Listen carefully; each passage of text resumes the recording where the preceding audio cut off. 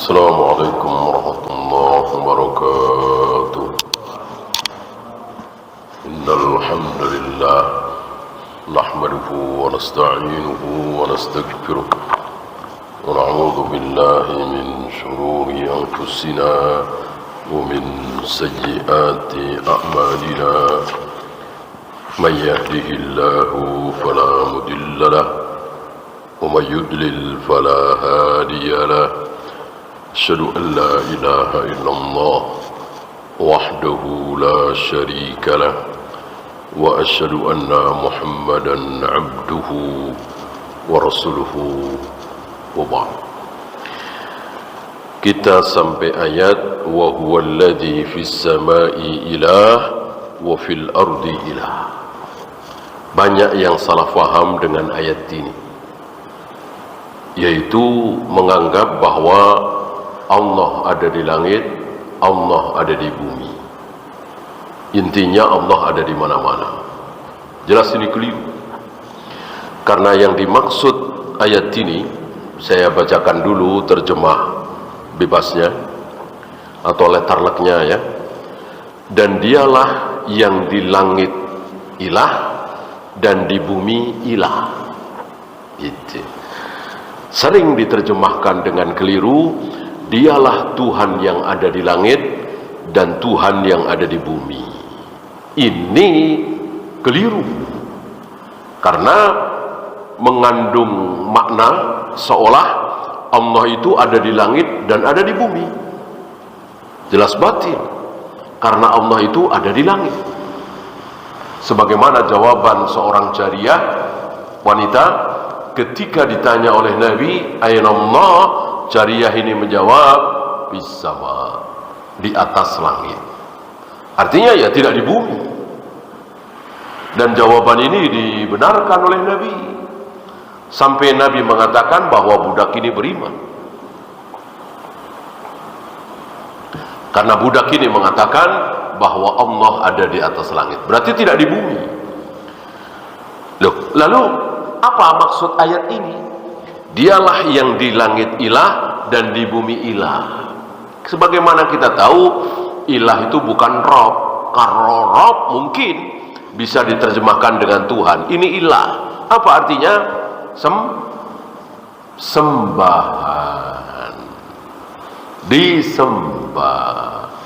Jadi maksud ayat ini, wa huwallazi fis samai ilah wa fil ardi ilah, adalah dialah Allah yang disembah di langit dan disembah di bumi. Karena yang menyembah Allah itu bukan cuma ada di bumi, ada yang di bumi, ada pula yang di langit. Siapa yang di bumi? Tentu manusia, jin. Siapa yang di langit? Malaikat. Kan malaikat semuanya menyembah Allah. Dan malaikat itu tempatnya di langit, bukan di bumi. Ya, maka sekali lagi keliru dengan ayat ini menyimpulkan bahwa Allah ada di langit, ada di bumi, atau Allah ada di mana-mana. Sebagaimana saudara-saudara kita di negeri kita ini mengatakan Allahu fi kulli makan. Allah ada di setiap tempat. Jadi di mana-mana ada Allah. Ini keliru. Allah berada di satu tempat, yaitu di atas ars, jauh di atas ars. Bukan menempel di ars. Disitulah Allah berada. Ya. Tapi ilmu Allah meliputi segala sesuatu. Allah mengetahui apapun yang terjadi di jagat raya alam semesta.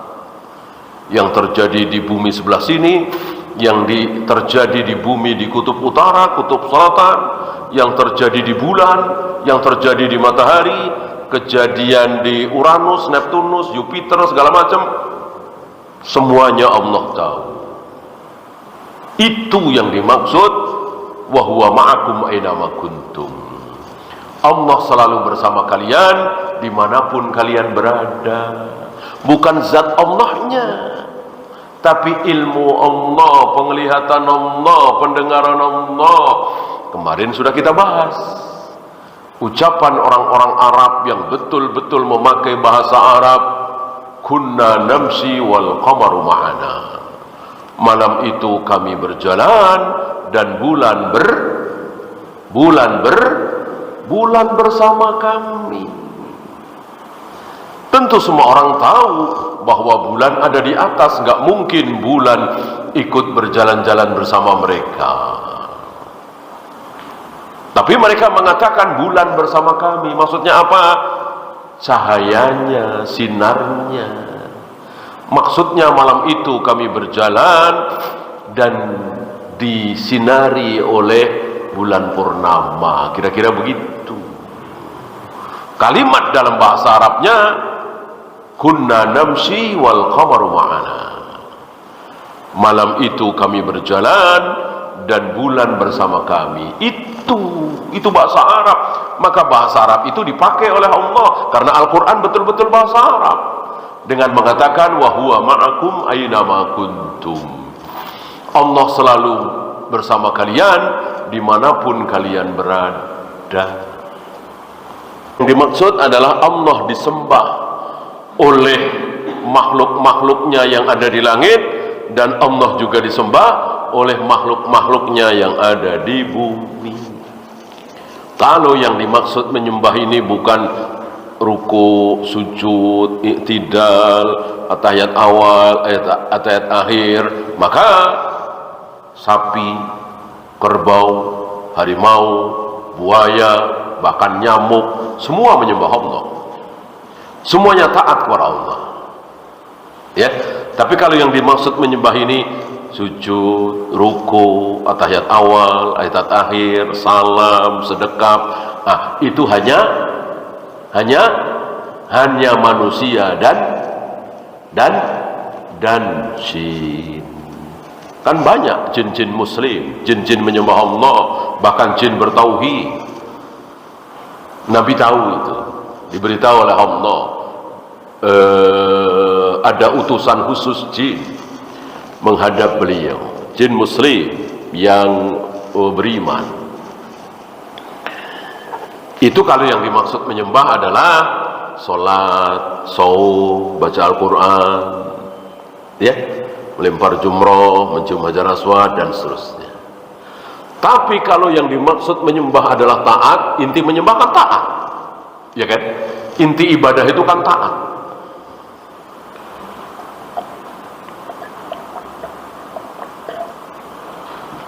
Seperti ketika kaum muslimin sedang membunuh-bunuhin orang kafir, ini sedang beribadah karena sedang taat kepada Allah ketika berjihad. Seperti Nabi Ibrahim ketika sedang siap-siap menyembelih Nabi Ismail, sedang beribadah karena taat kepada Allah. Gitu ya. Bahkan ketika suami istri berhubungan jima, itu karena taat kepada Allah, karena memang itu perintah Allah. Ya. Nah, kalau yang dimaksud ibadah ini adalah taat, maka sekali lagi sapi, kerbau, buaya, harimau, anjing, babi, semuanya taat kepada Allah. Nggak ada yang tidak taat. Artinya begini, ketika seekor kucing sedang mengunyah-ngunyah kepala tikus, memakan tikus atau mengunyah-ngunyah ikan yang menggelepar-gelepar, itu kucing sedang apa? Kucing sedang apa? Sedang taat kepada Allah. Karena Allah memerintahkan kepada kucing untuk berbuat seperti itu. Nih, kucing, dalam bahasa kita ya, makanan kamu adalah ikan, tikus, ya, daging, gitu. Akan menjadi tidak taat ketika kucing itu dengan nggak mau makan ikan, nggak mau makan daging, nggak mau makan whiskas, makannya apa? Rumput tiap hari. Ya, berarti dia maksiat, kan nggak ada. Atau sebaliknya, macan, ya, macan, harimau, buaya, dia memangsa kijang di depan anak-anaknya, kan sadis benar tuh. Anak-anaknya jadi nggak punya induk, mau nyusu kemana, kan sadis. Nah, maka macan yang sedang menerkam kijang dikunyah-kunyah, dihabisi, ya, bahkan masih hidup terus dimakan, kayak apa sakitnya, ya kan? Ini macan sedang taat kepada Allah, karena memang itu perintah Allah. Allah perintahkan kepada harimau, macan, buaya dan seterusnya untuk makan daging yang masih hidup, ya kijang, ya babi, ya kambing, gitu. Maka harimau itu, buaya itu, singa itu sedang taat kepada Allah. Akan menjadi tidak taat dan maksiat ketika macan itu nggak mau makan daging, dia tiap hari makan rumput dengan lahapnya, ya kan? Bareng sama sapi, bareng sama kerbau merumput, ya, di padang rumput, ya. Daripada makan sapinya, ya udahlah bareng-bareng sapi aja makan rumput. Berarti macan ini sedang bermaksiat kepada Allah, karena Allah tidak menyuruh seperti itu. Dan itu nggak ada, kan? Nggak ada macan seperti itu, harimau seperti itu, ya, buaya seperti itu. Nah, dengan demikian maka kerbau, sapi, buaya, singa, pepohonan, semuanya taat kepada Allah. Nggak ada yang bermaksiat kepada Allah. Justru yang banyak bermaksiat itu manusia, apalagi jin. Disuruh sholat nggak sholat, disuruh saum nggak saum, dilarang berzina malah berzina, dilarang berjudi malah berjudi, dan seterusnya. Maksiat itu. Adapun singa, harimau nggak ada. Dilarang makan kambing yang sedang menyusui, nggak ada larangan seperti itu. Maka ketika macan, harimau, singa menerkam kambing, bahkan induk kambing, lalu dikunyah-kunyah, dimakan, maka si harimau ini justru sedang taat, bukan sedang maksiat, ya. Nah, manusia sebaliknya, sholat tapi sedang bermaksiat. Ya, sholat nisfu Sa'ban, sholat yang tidak pernah dicontohkan oleh Rasul dan para sahabat. Allah tidak pernah menyuruh untuk sholat nisfu Sa'ban, sholat qargaib, sholat berbukasan misalnya, atau membaca sholawat nariyah. Judulnya membaca sholawat, tapi sebetulnya dia sedang bermaksiat, karena Allah dan Rasulnya tidak pernah menyuruh kaum muslimin membaca sholawat nariyah, sebuah sholawat yang syirik.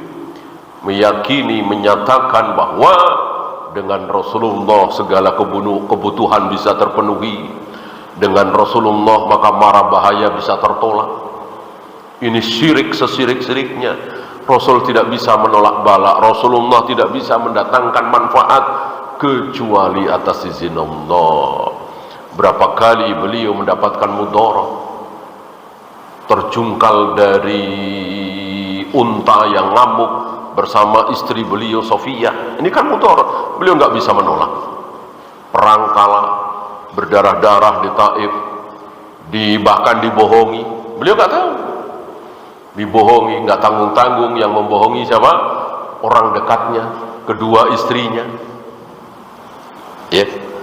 Berarti beliau tidak bisa menolak mudarat. Bagaimana ada sebuah sholawat menyatakan bahwa wa tuqdu bihil hawaiju wa tunalu bihir ragaibu, ya, semua keinginan bisa terlaksana berkat Rasulullah, semua kemudaratan bisa tertolak, semua bala bisa tertolak berkat Rasulullah sallallahu alaihi wasallam. Ini melanggar larangan Nabi. Apa larangan Nabi? La tutruni kama atratin nasara Isa bin Maryam. Jangan kalian sanjung aku sebagaimana orang-orang Nasrani menyanjung Nabi Isa, anak Tuhan, mempunyai sifat ketuhanan. Tidak boleh menyanjung Nabi di luar batas, ya. Dan memang kita tidak disuruh memuji-muji Nabi, kita disuruh memuji-muji Allah. Kalau toh memuji Nabi, itu Nabi bukan sebagai orang kedua, tapi orang ketiga. Artinya begini, saudara-saudara, manusia paling jujur adalah Rasulullah. Sebagai orang ketiga. Saudara-saudara, Anda harus tahu bahwa satu-satunya manusia yang sudah dijamin ampun dosanya padahal dosa itu belum dilakukan adalah Rasulullah sallallahu alaihi wasallam. Saudara-saudara, semua syafaat tertolak kecuali syafaat Nabi sallallahu alaihi wasallam. Itu boleh menyanjung Nabi, memuji Nabi dengan sanjungan yang benar, tapi Nabi sebagai orang ketiga, bukan sebagai orang kedua. Kalau Nabi sebagai orang kedua, berarti diajak ngomong, ya Rasul, engkaulah Nabi terakhir. Ya Rasul, engkaulah satu-satunya manusia yang syafaatnya diterima. Adam tertolak, Nuh tertolak, Ibrahim tertolak, Musa tertolak, Isa tertolak. Tidak berani, engkau yang diterima. Ya Rasul, engkau manusia yang pertama kali masuk surga. Ya Rasul, ya Rasul. Ini nggak boleh. Bahwa itu betul, iya, tapi nggak boleh. Rasul sudah wafat, jangan diajak ngomong, nggak dengar. Ibnu Mas'ud aja mengganti, Assalamualaikum ayuhan nabiyyu wa rahmatullahi wa barakatuh. Salam bagimu wahai Nabi. Setelah Nabi wafat, doa dalam at-tahiyat ini diganti oleh Ibnu Mas'ud. Bukan Assalamualaikum ayuhan nabiyyu, tapi diganti dengan Assalamu ala nabi. Salam bagi Nabi, bukan salam bagimu wahai Nabi. Enggak, menghindari dialog dengan Nabi karena Nabi sudah wafat. Beda dengan Allah. Ketika kita menyanjung Allah, itu Allah sebagai orang kedua, artinya kita ajak bicara. Orang pertama kan kita yang bicara ya. Dalam kaidah bahasa kan ada istilah seperti ya. Orang pertama jamak, orang pertama tunggal, saya, kami. Orang kedua jamak, kalian. Orang kedua tunggal, kamu. Orang ketiga jamak, mereka. Orang ketiga tunggal, dia. Kan gitu.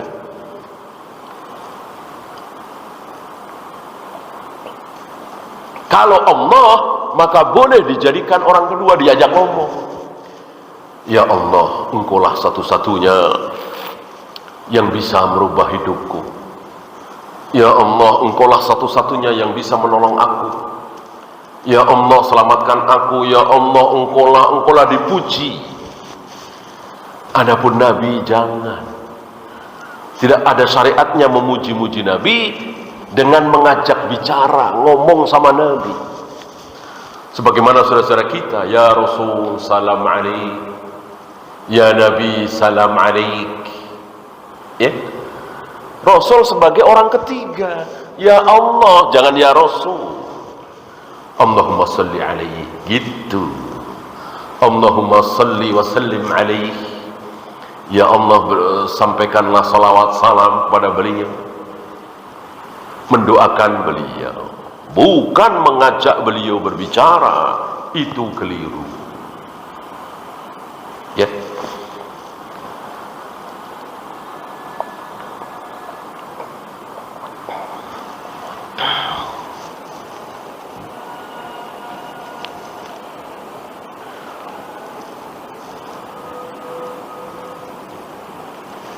Ya'buduhu al-alamul ulwi wal-alamus sufli. Yang menyembah Allah adalah makhluk-makhluk yang ada di alam tinggi, maksudnya langit, yaitu para malaikat. Wal-alamus sufli, dan makhluk-makhluk yang ada di alam yang di bawah. Bumi kan bawah. Ini yang kita lihat, yang kita rasakan. Nggak usah yang berteori. Kalau teori kan bumi ini bulat. Ya bulat bagaimana? Ketika orang yang ada di bagian sini, ya taruhlah kita dengan Amerika katanya kan. Di kita jam 12 siang, di sono jam 12 malam gitu. Ketika sama-sama nunjuk ke atas, ya tentu hasilnya beda. Ya nggak usah lah, terlalu jauh seperti itu. Kita rasakan apa yang kita lihat saja, kita bahas apa yang kita rasakan. Bahwa kita nempel di bumi, bumi itu bawah. Ketika kita menunjuk ke atas, nah itulah ke arah Allah fis sama. Udah begitu saja, nggak usah dibahas bumi bulat dan seterusnya. Nanti akan tersingkap, kita kan nggak paham. Kan banyak pertanyaan seperti itu. Bagaimana menunjuk ke atas dan itu Allah? Bukankah tergantung menunjuknya dari mana? Ya, seolah Rasulullah itu apa ya? Seolah Rasulullah itu ketinggalan zaman, nggak tahu kalau ternyata bumi ini bulat. Gitu. Ini kalimat yang sangat-sangat kurang ajar ya. Tentu Nabi lebih tahu dari siapapun. Karena Nabi dikasih tahu oleh Allah, Zat yang Maha Tahu. Apa iya Allah nggak tahu kalau bumi ini bulat? Tentu tahu. Ya, Allah tidak mengatakan kepada nabinya, manusia yang paling dia cintai, bahwa begini. Ya, maka imani apa adanya sebagaimana yang Nabi sabdakan. Bahwa ketika kita semua menempel di bumi dan itu bawah, langit adalah atas.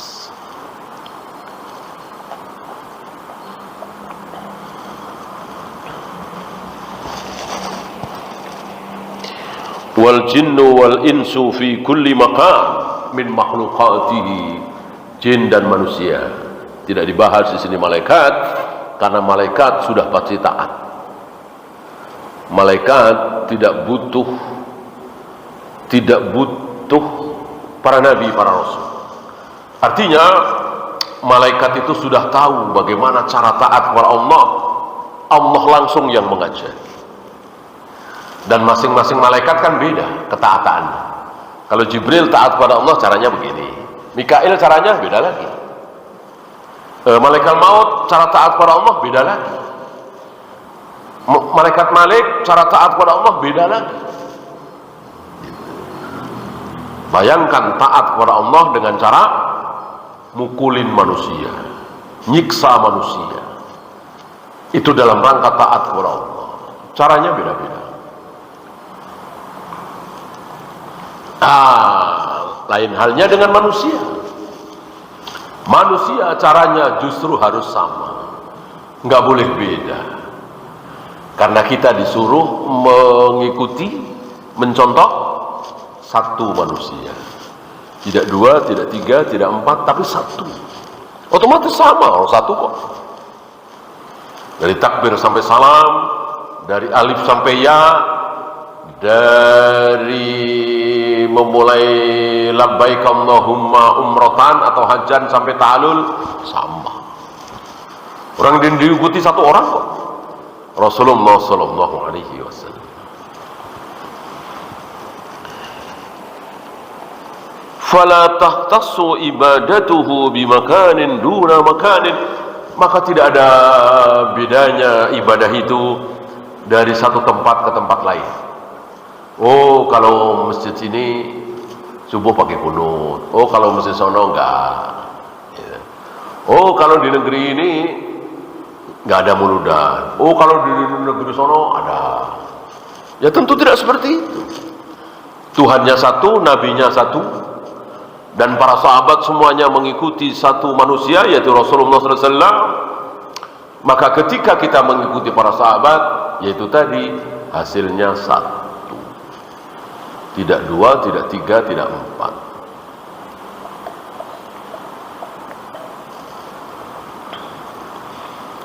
Walihada yaqul, dari sinilah beliau bersabda, ju'ilat lil ardu masjidan wa tahuran. Dijadikan untukku seluruh bumi, seluruh tanah bisa untuk menjadi masjid, salat, dan bisa untuk bersuci. Ya, maka misalnya nggak ada masjid, ya udah nggak usah pilih-pilih, sholat di sini, ya. Atau bangun masjid, ya di mana saja. Cari tempat yang strategis, pinggir jalan, parkirnya enak, itu boleh. Artinya tidak ada keutamaan satu masjid dengan masjid lain, kecuali harus dengan dalil. Maka ketika ada yang bertanya, Istiqlal, Al-Azhar, Nurul Iman, Al-Hidayah, yang paling mulia mana, yang paling baik mana, nggak ada yang bisa jawab. Dan nggak ada yang tahu, sama semua. Sama semua. Kecuali dengan dalil. Ada dalil, yaitu berapa? 3. La tusaddur rihal illa ila salasati masajid. Tidak boleh dipersiapkan perjalanan, maksudnya perjalanan ibadah, nggak boleh, kecuali menuju 3 masjid. Artinya di luar 3 masjid ini tidak boleh kita kunjungi dari jauh-jauh, niatnya untuk ibadah nggak boleh. Saya mau sholat di masjid Surabaya, saya mau iktikaf di masjid Banda Aceh, saya mau sholat dan ibadah di masjid Banten, nggak boleh. Yang boleh 3 itu. Untuk 3 masjid itu boleh, bahkan sunnah. Karena 10.000, 1.000, 10.000, 100.000 kali lipat.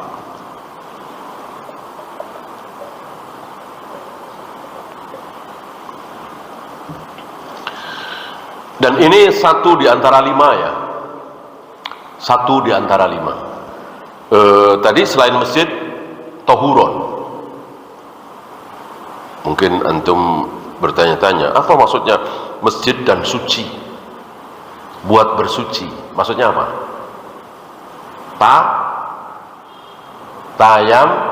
Tayamum gitu. Artinya mau ketemu tanah debu dimanapun boleh. Enggak ada, kalau tayamum harus tanah sebelah sini, seperti saudara kita kalau melempar jumroh, ya kan? Kalau melempar jumroh itu batunya ngambil dari sini, enggak ada. Enggak ada seperti itu. Dari manapun boleh dan enggak ada keutamaan. Ngambil kerikilnya harus dari Musdalifah, harus dari Mina, enggak ada. Enggak ada ketentuan seperti itu. Termasuk ini. Nah, kenapa ini kan ada dikatakan ju'ilat li? Ini khusus dijadikan untukku. Berarti nabi-nabi dan rasul sebelum beliau? Enggak. Ini khusus nabi. Oleh karena itu umatnya Nabi Ibrahim, umatnya Nabi Musa, umatnya Nabi Isa itu ibadah di tempat khusus. Mungkin antum masih ingat hadis Juraij. Ada tempat khusus kan? Membikin tempat khusus. Kita bolehkah? Enggak boleh. Enggak boleh. Antum bikin tempat khusus di pojok rumah atau di belakang rumah khusus untuk ibadah. Boleh apa tidak? Tidak boleh. Juraij boleh. Yang dipanggil oleh ibunya nggak jawab itu kan di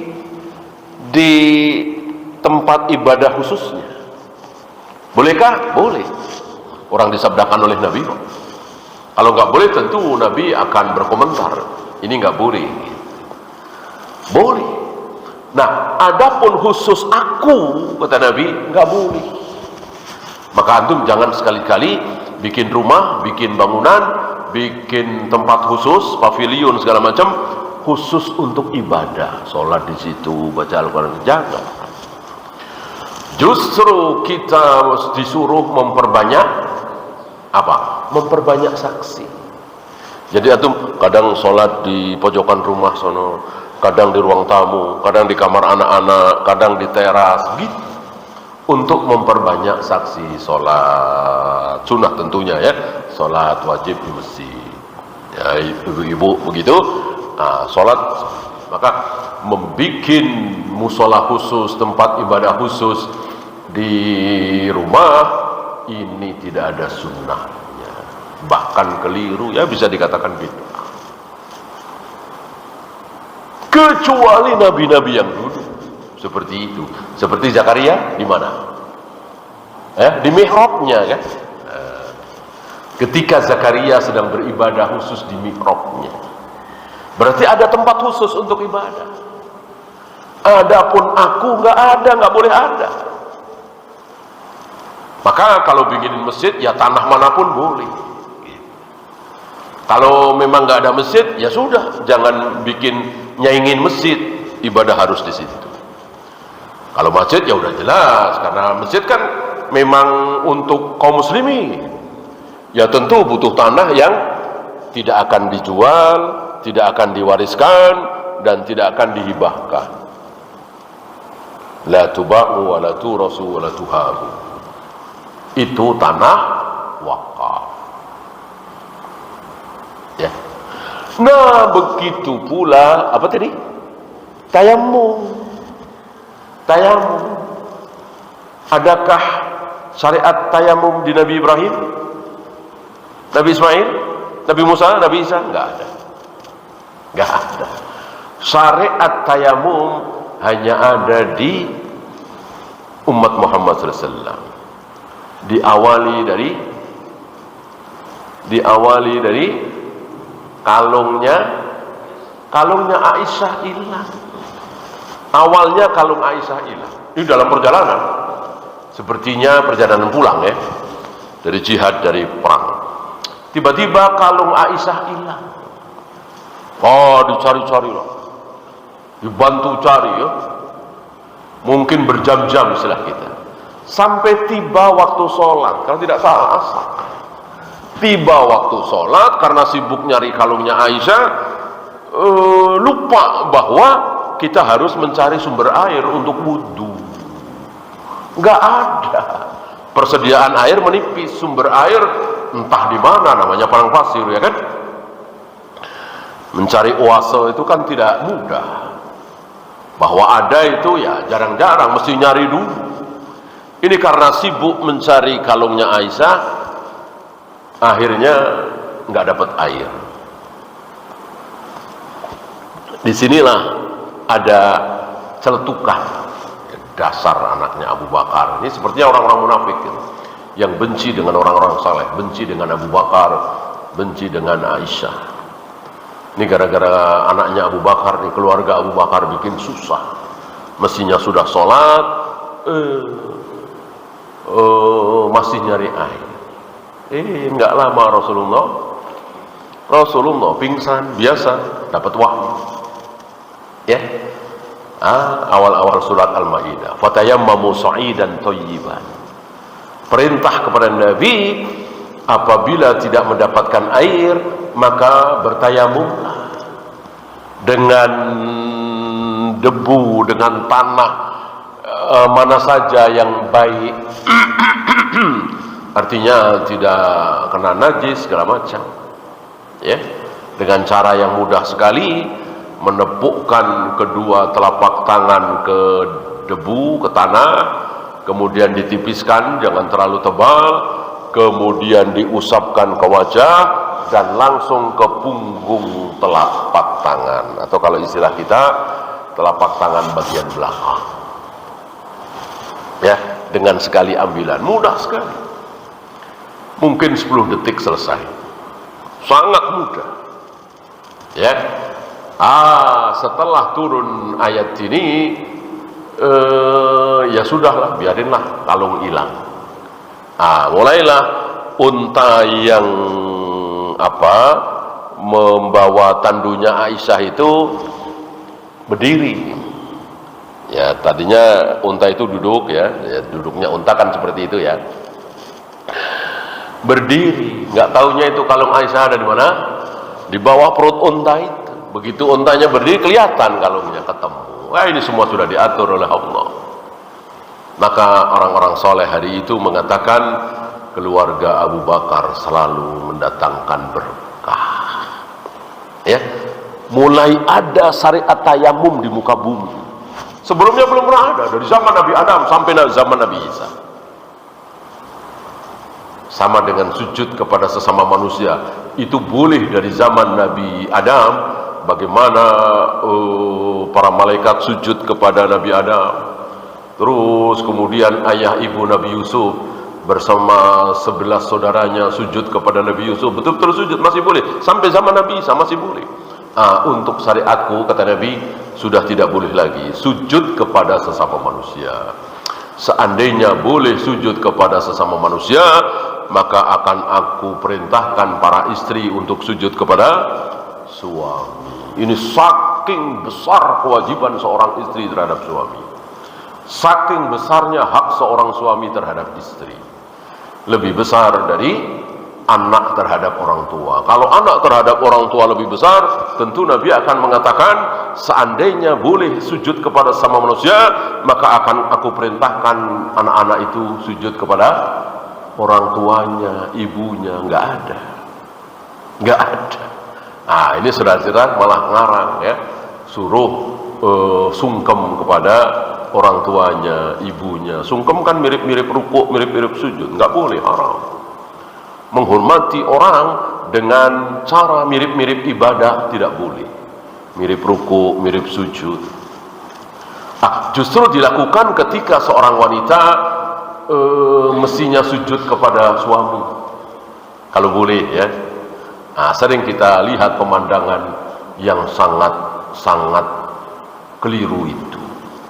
Udah punya suami, mau pamitan sama ibunya gitu kan. Disuruh sungkem, disuruh mirip-mirip sujud, rukuk. Tentu ini keliru. Kalau boleh sujud kepada suaminya, tapi kan nggak boleh. Inilah jadi idza waradal athar batalan nazar. Kalau sudah ada dalil, maka tidak boleh ada lagi pendapat. Nggak boleh orang berpendapat. Nah, kan yang melahirkan ibunya, yang membesarkan dari bayi kan ibunya, biayanya ayah ibunya.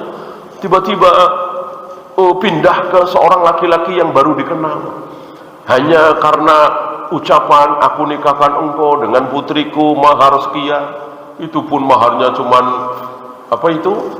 seperangkat alat sholat ya, paling nggak sampai 500.000, cuman 500.000, lalu pindah ketaatan dari orang tua ke suami. Apa-apaan ini?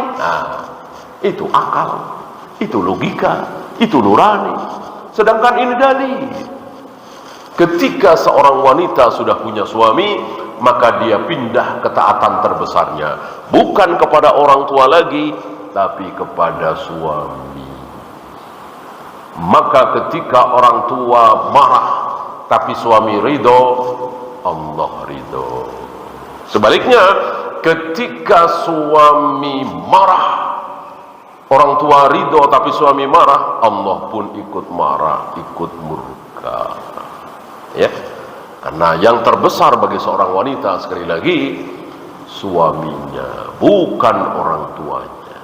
Bagi seorang laki-laki ya. Nah, ada 5 ya. Ada 5. Sepertinya kemarin sudah kita singgung sedikit. Selain tentang bumi sebagai masjid dan tohur, ada syafaat. Syafaat ini khusus Nabi.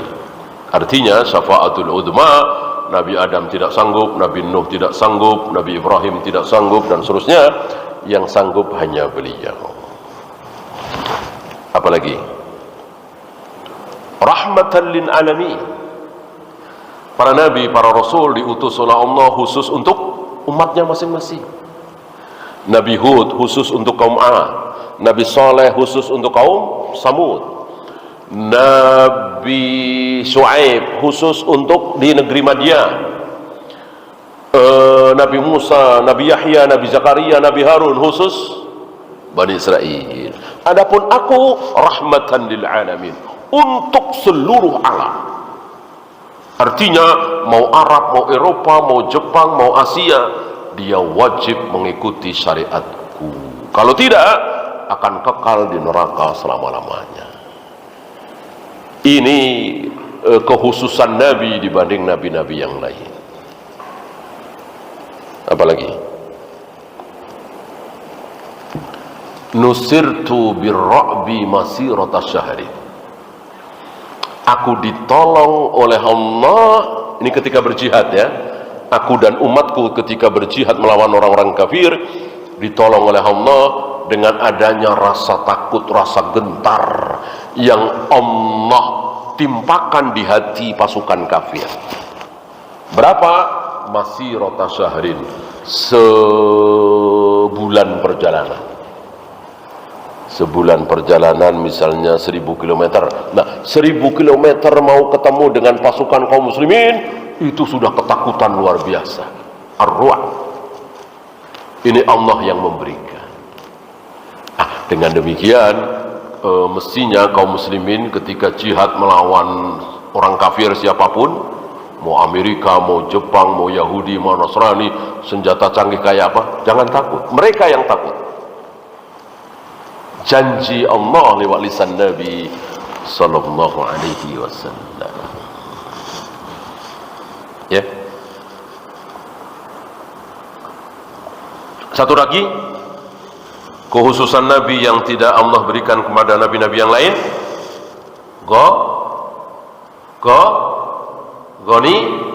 ghanimah. Dari Nabi Adam. Nabi Adam belum ada jihad ya. Nabi Ibrahim juga belum ada. Jihad dimulai dari Nabi Musa alaihi salatu wasallam. Sebelum Nabi Musa nggak ada jihad.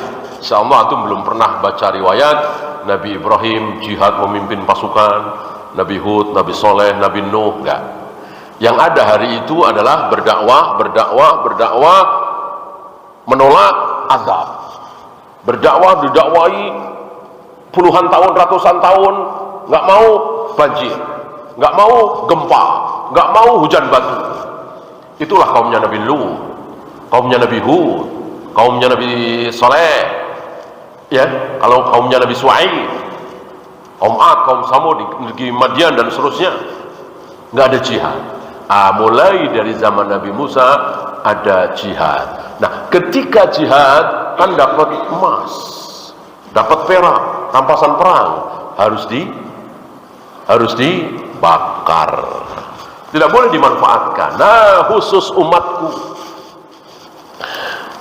umatku boleh. Maka luar biasa kekayaan Rasul dan para sahabat setelah menang perang. Maka Islam itu melonjaknya drastis sekali. Dari nggak punya apa-apa sampai harta melimpah ruah. Kenapa? Karena jihad. Ghanimah. Ya bayangkan, satu orang dikasih 100 ekor unta. Muawiyah, Abu Sufyan, Aqra bin Habis, masing-masing dikasih 100 unta. Kayak apa itu?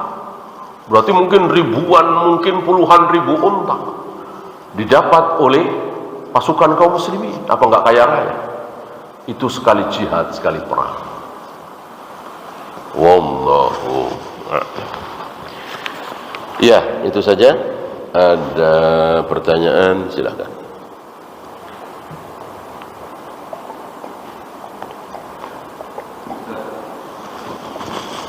Silakan.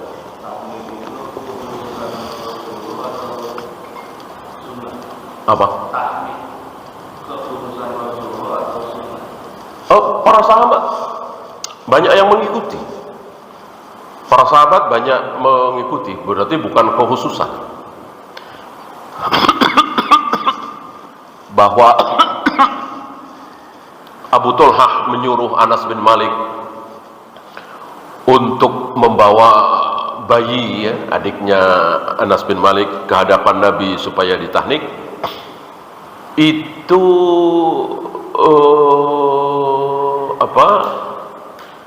keberkahan, ya. Artinya tidak harus Rasulullah. Seandainya Abu Talha sendiri yang melakukan, ya nggak apa-apa, dapat sunnahnya. Tapi ingin mendapatkan keberkahan dari diri Nabi Sallallahu Alaihi Wasallam, karena badan Nabi, keringat Nabi dan seterusnya memang mengandung berkah ketika Nabi masih hidup. Ketika sudah wafat tidak. Ya, maka banyak para sahabat menempelkan badannya ke badan Nabi, kemudian tidak melepas tangannya ketika salaman kepada dengan Nabi kecuali Nabi dulu yang melepaskan, dan seterusnya dan seterusnya, karena memang mengandung berkah. Ya. Adapun Abu Bakar, Umar, apalagi Imam Syafi'i, Imam Bukhari, apalagi kiai-kiai hari ini, apakah mengandung berkah badannya? Tidak sama sekali. Khusus Nabi sallallahu alaihi wasallam. Ya. Maka tahnik insyaallah umum. Artinya memang sunnah. Bukan seperti Nabi meletakkan pelepah kurma yang masih basah di atas kuburan dengan harapan mayat yang sedang disiksa di kuburan itu diperingan siksanya. Ini tidak ada riwayat sahabat menirukan. Berarti itu khususiah Nabi, mukjizat Nabi. Tidak boleh dicontoh, tidak boleh ditiru. Sama ketika Nabi meludahi mata Ali bin Abi Thalib yang sakit, memerah, bengkak. Diludahi oleh Nabi langsung sembuh. Enggak ada riwayat para sahabat ikut-ikutan Nabi meludahi orang yang sakit mata supaya sembuh. Para sahabat faham ini kekhususan Nabi, mukjizat Nabi, tidak boleh ditiru. Adapun tahnik banyak yang meniru, banyak sahabat, rata-rata sahabat meniru sepeninggal Nabi tentunya, karena ketika Nabi masih hidup umumnya para sahabat membawa bayinya di hadapan Nabi sallallahu alaihi wasallam. Wallahu a'lam.